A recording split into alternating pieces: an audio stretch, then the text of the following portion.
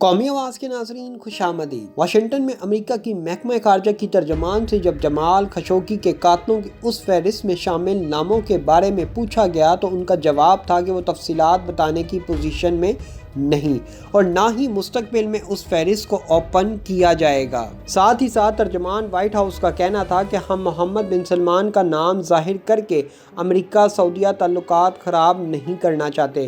امریکہ کی نئی انتظامیہ کے اس رویے اور پالیسی سے لگتا ہے کہ امریکہ کی نئی انتظامیہ اب سعودی عرب کی گائے کو اپنے انداز میں دھونا چاہتی ہے، کیونکہ لگتا ہے کہ کہیں نہ کہیں اسرائیل سے متعلق ڈیل ہو چکی ہے۔ سعودی صحافی جمال خاشقجی کے قتل میں ملوث 76 سعودی عہدیداروں کے خلاف امریکا نے پابندیاں عائد کر دی ہیں۔ تاہم امریکی محکمہ خارجہ نے واضح نہیں کیا کہ اس کیس کے مرکزی ملزم محمد بن سلمان کا نام بھی ان 76 افراد میں شامل ہے یا نہیں۔ امریکہ ان 76 افراد کو ویزا جاری نہیں کرے گا۔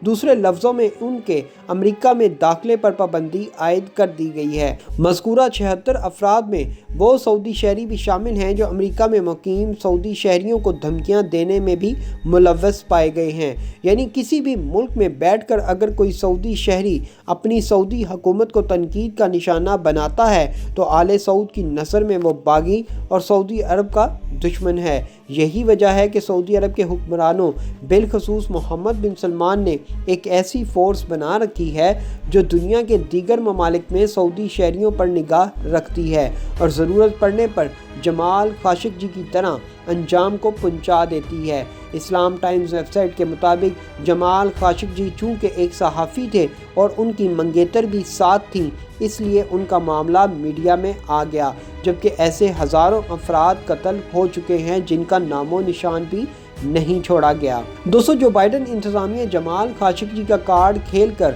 محمد بن سلمان کو رام کرے گی، اس بلیک میلنگ میں اپنی من مرضی کے فوائد سمیٹے گی اور چلتی بنے گی۔ سعودی عرب بس دیکھتا ہی رہ جائے گا کہ اس کے ساتھ کیا ہوا ہے۔ اب بھی سعودی عرب کے حکمران حلقوں میں یہ بحث چل رہی ہے کہ ٹرمپ نے انہیں بے وقوف بنائے رکھا۔ سعودی حکمرانوں کو ٹرمپ کے جانے کے بعد اس کی اصلیت یاد آ رہی ہے۔ اب تو ایک فہرست تیار کی گئی ہے کہ ٹرمپ نے آل سعود کو کہاں کہاں اور کیسے کیسے استعمال کیا۔ اس جائزہ فہرست کے مطابق اب سعودی عرب نئی پالیسی ترتیب دے گا، مگر امریکہ کی جانب سے جو نیا کارڈ کھیلا جا رہا ہے اس میں محمد بن سلمان آسانی سے جال میں پھنس جائیں گے۔ ایسی فضا بنا دی جائے گی کہ محمد بن سلمان خود امریکہ سے کہیں گے کہ مذکورہ 76 افراد کی فہرست کو داخل دفتر کر دیا جائے۔ وہ امریکہ کی ہر بات ماننے کو تیار ہیں۔ امریکہ میں کوئی بھی حکمران بن جائے، پالیسی بس ایک ہی رہتی ہے کہ مسلمانوں کے وسائل کو لوٹنا ہے۔ وہ اس میں انداز بدل کر وار کرتے ہیں اور کامیاب بھی رہتے ہیں۔ مسلمان حکمرانوں کی اس روش کو سادگی سمجھیے یا مجبوری کہ انہیں اپنی کرسی کی بقا کے لیے امریکہ کے سامنے جھکنا پڑتا ہے، اور یہ مسلم حکمران اسی خوش فہمی کا شکار ہیں کہ امریکہ کی دوستی ہی ان کا اقتدار بچا سکتی ہے، حالانکہ زمینی حقائق اس کے برعکس ہیں۔ ایران امریکہ کا کھلا دشمن ہے۔ اس کے باوجود امریکہ ایران میں انقلابی حکومت کا بال بھی بیکا نہیں کر سکا۔ ہزار کوشش کے باوجود وہاں احتجاج کی لہر کامیاب ہوئی نہ دوسری سازشیں کوئی نتیجہ دے سکیں۔ امریکہ کی اربوں روپے کی سرمایہ کاری ڈوب گئی۔ اس سے مسلم حکمرانوں کو امریکہ کی بے بسی کا اندازہ ہو جانا چاہیے۔ امریکہ کا سپر پاور ہونے کا دعویٰ کھوکھلا ہے جس کی بنیاد ریت پر کھڑی ہے۔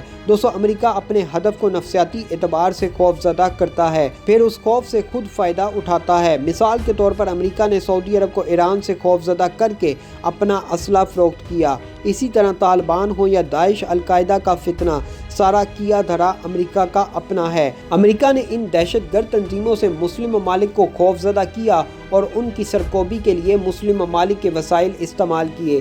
ایک طرف امریکہ داعش کو عراق شام میں بد امنی کے لیے استعمال کرتا ہے تو عین دوسری جانب داعش کو اسلحہ و افرادی قوت بھی فراہم کرتا ہے۔ امریکہ کا یہ دوہرا معیار ایک کھلی حقیقت ہے، مگر مسلم حکمرانوں کے دلوں پر شاید مہریں لگی ہیں کہ وہ آنکھوں کے باوجود دیکھنے کی صلاحیت سے محروم ہیں۔ اب امریکہ کی نئی انتظامیہ نے سعودی عرب کے لیے نیا کھیل تیار کیا ہے۔ اس کھیل کے عوض وہ سعودی عرب سے کیا قیمت وصول کرتا ہے، اس کا اندازہ بھی جلد ہی ہو جائے گا، کیونکہ اس معاملے میں اکیلا امریکہ سعودی عرب کو اسلحہ نہیں دیتا، بلکہ G8 ممالک بھی اپنا حصہ ڈالتے ہیں۔ گزشتہ برس جب سعودی عرب میں G8 کانفرنس ہونے جا رہی تھی تو انسانی حقوق کی تنظیموں نے G8 ممالک کے سربراہوں پر زور دیا تھا کہ وہ سعودی عرب کو اسلحے کی فروخت روکیں، سعودی عرب کو یمن میں جارحیت بند کرنے کے لیے قائل کریں، کیونکہ یمن میں سعودی حملوں کے باعث ہزاروں بچے متاثر ہو رہے ہیں، مگر سعودی عرب کے خلاف کوئی بات نہ ہوئی اور سعودی مظالم کا سلسلہ جاری رہا۔ یمن میں یمنی عوام کی استقامت نے سعودی عرب کو شکست سے دوچار کر دیا۔ اب سعودی عرب کی یمن میں شکست کے بعد لگتا ہے کہ امریکہ سعودی عرب کو کسی اور محاذ پر الجھانا چاہتا ہے۔ یہ نیا محاذ کون سا ہوگا، یہ امریکہ کی نئی سعودی پالیسی کے خد و خال واضح ہونے پر کھل کر سامنے آ جائے گا۔ دوستو، امریکی صدر بائیڈن نے ایک ساتھ سعودی عرب، ایران، افغانستان میں نئے محاذ کھول دیے ہیں۔ اب تازہ ترین خبر کے مطابق چین، روس کی طرف سے لاحق خطرات کے پیش نظر امریکی صدر بائیڈن مصنوعی ذہانت سے لیس ہتھیاروں کی منظوری بھی دینے جا رہے ہیں۔ امریکی صدر اور کانگریس کے لیے مرتب کی گئی ایک رپورٹ میں کہا گیا ہے کہ امریکہ اور اس کے اتحادی آرٹیفیشل انٹیلیجنس یعنی مصنوعی ذہانت کے حامل خود مختار ہتھیاروں کے متعلق عالمی پابندی کے مطالبات کو مسترد کر دیں گے۔ اس رپورٹ میں کہا گیا ہے کہ آرٹیفیشل انٹیلیجنس کسی فیصلے پر پہنچنے کے لیے درکار وقت کافی حد تک گھٹا دے گا اور ایسے عسکری فیصلوں کی ضرورت پڑے گی جو انسان آرٹیفیشل انٹیلیجنس کی مدد کے بغیر نہیں لے سکے گا۔ رپورٹ میں خبردار کیا گیا کہ روس اور چین کی جانب سے ایسے کسی معاہدے کا پاس رکھنے کا امکان نہیں ہے، مگر ناقدین کہتے ہیں کہ رپورٹ میں دی گئی تجاویز کے نتیجے میں اسلحے کی ایک غیر ذمہ دارانہ دور شروع ہو جانے کا خطرہ ہے۔ اگرچہ رپورٹ میں خبردار کیا گیا ہے کہ ناقص طریقے سے تیار کردہ آرٹیفیشل انٹیلیجنس نظام جنگ کے خطرے کو بڑھا سکتا ہے، مگر آرٹیفیشل انٹیلیجنس سے لیس دشمن کے مقابلے میں بغیر آرٹیفیشل انٹیلیجنس کے میدان میں اترنا بربادی ہوگا۔ دوستو، ایسی مزید معلوماتی ویڈیوز دیکھنے کے لیے قومی آواز کو سبسکرائب اور بیل آئیکن پر کلک ضرور کریں، کیونکہ یہ میری اور آپ کی نہیں بلکہ پوری قوم کی آواز ہے۔